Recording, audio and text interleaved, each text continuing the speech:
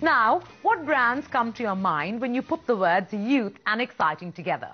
Our assumption is that brands like Mercedes-Benz, Peter England, Titan, Bata and Maruti don't make it to your list. But according to the Most Exciting Brands 2012 survey, all these brands made it to the top 3 of their respective categories. So, have marketers got their strategy wrong? And more importantly, is there a very large disconnect between what one assumes is exciting to India's biggest market and the ground reality? Tara Kapoor decodes this one. The collective consensus among marketers today is that anyone born after 1988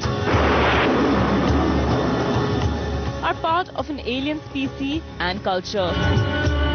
Hence, today's marketing think tank is forced to spend countless hours, resources and money overreacting, slicing, dissecting and overanalyzing the way today's youth thinks, eats, drinks and surfs.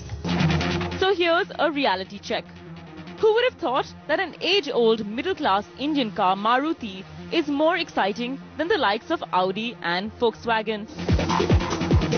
Here's another. Czech Republic's Bata, of course, which most Indians consider homegrown and has grown up with, would be ahead of Puma and Nike in terms of the sheer excitement quotient. Taken aback? Well, that's what today's urban youth in the 15 to 24 age group believe.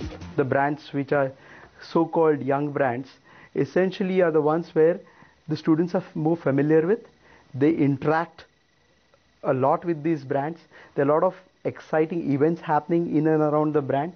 So while one might talk about certain brands which we believe are youthful in age, what the youngsters really look for are brands that really interact with them on a day-to-day basis. Maruti as a brand, yes, maybe 10 years back it was a brand which was not extremely youthful and evolving, but with the launch of Swift SX4, the Ritz, I think the new offerings offer contemporary style in addition to the legendary reliable value that the brand offers. So I think they've kept pace with changing times. If you look at a Bata or a Mercedes, they've done a lot more visibility. Mercedes from the branding and advertising perspective, and Bata purely from the number of stores it has and the number of years it has been in India. What seems to have worked for these brands is agility. Agility in their ability to constantly innovate to broad-base their appeal beyond the core, yet remain true to what they stand for. A prime example of this would be Bata. Bata is one brand that has survived over generations, has managed to contemporize its line and appeal to clientele with evolving tastes and styles. This reflects very clearly in the fact that the brand features at number 29 on the survey, ahead of large global players like Puma and Nike. I can say that we must realize that brands are built over a long period of time. We talk about Bata. They've done a lot of efforts over the last few years to make the brand much more younger and fresher and much more appealing to the youth. Obviously, they're doing things that you or I don't see very closely, but it is giving them success both financially and from a brand perspective. What you can see, all of them have as well a heritage. So let's say these are real brands, not just created ones by any marketing action or whatever. These are brands always reinventing themselves, always being innovative, thinking in the long term.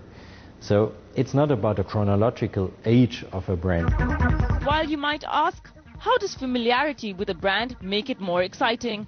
Much like one's familiarity with one's partner, spouse or better half leads to the excitement quotient only deteriorating over the years. Longevity is a really important aspect for the story of a brand to be really understood by consumers. But while the story is understood by consumers, it has to be updated and new chapters must be added to the story constantly.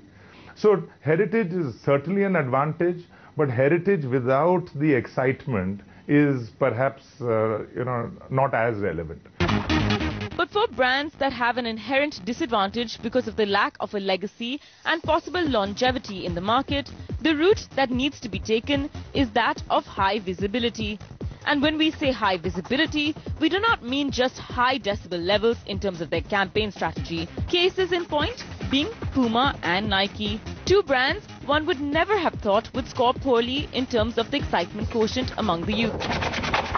If you look at a Puma or a Nike, which have been way below the other brands like the Bata or the Woodlands in that category, one is that you've not been advertising enough, so you're not on top of mind recall. Puma doesn't do much of above the line.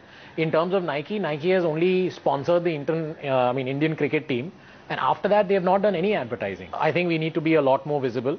Second, we need to be a lot more massly visible and making it appealable to everyone.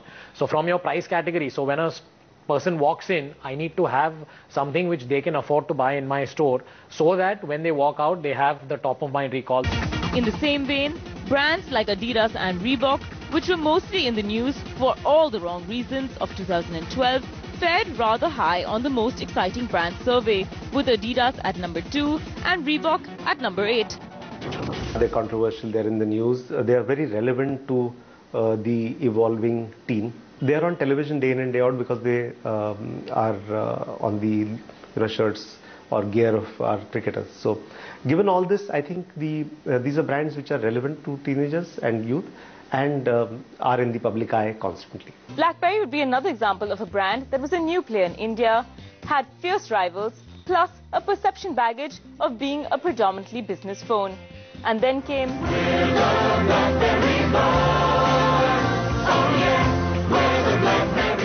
And overnight, BlackBerry went from being just a work phone to a glitzy gadget that is cool to own. A move that today makes it stand tall at number 10 on the overall rankings and number 2 in the cell phone category.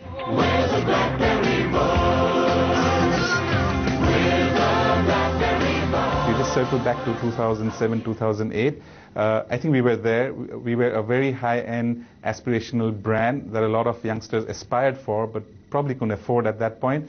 But I think over the years what we've done is we've expanded our portfolio, we've expanded our overall value proposition to address that need, and that very aspiration and affinity that was there for the brand is really bearing fruits today. If you're very successful even in building that aspiration for the youth to start, dreaming of buying you one day, if you're going to be way off the charts in terms of your, let's say, starting entry price or entry ticket in terms of what he has to pay, so then it's going to be a long wait, clearly, or let's say you may win with a small section, but really not with the majority of the youth.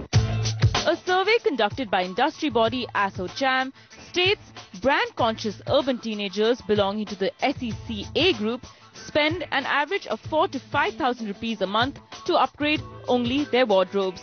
And while they're ready to shell out big bucks for brands that excite them, they are still discerning and will go for a good deal or value for money as well. Something many marketers need to keep in mind, as the cool quotient clearly is not enough.